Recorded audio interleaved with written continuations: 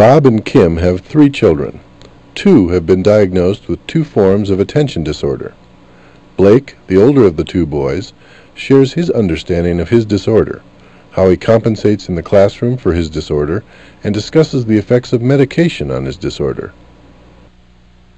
I have what is called attention deficit disorder, and it's basically where your neurotransmitters in your brain that stimulate your frontal lobe, they're either not enough of them or they're not strong enough to stimulate it, frontal lobe. And so instead of being able to concentrate on one single thing, it feels like there's like 50 things bombarding you, like 50 radio stations.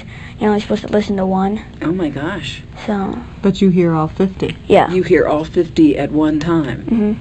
So how do you then learn to concentrate on one? It's hard. Even when I want to, sometimes I can't. And I'll start listening to the one that I think is the coolest to listen to or whatever. Yeah, so that would be somewhat problematic, particularly in a classroom, right? Yeah. Teachers are not real excited when you're listening to the other 49 stations. No. When did you first notice this or identify it as a family? I think we first started suspecting in 3rd grade.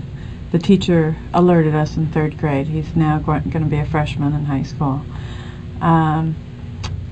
I realized I was parenting very hard. We were both working very hard at parenting him, doing day-to-day activities, getting him up in the morning, routine activities of getting dressed, getting your shoes on, remembering schoolwork, were very challenging to him.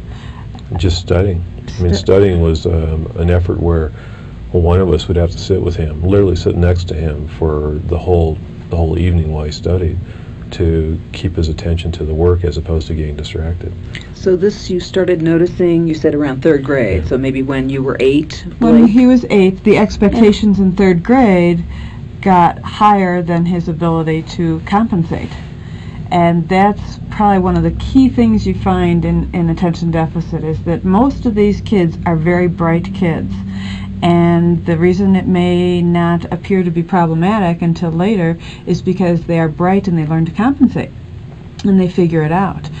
It also looks developmental for so many years that everybody else is doing the same thing. At 6 and 7 years old, everybody's having trouble getting papers home from school and getting dressed in the morning and missing the bus and all those things.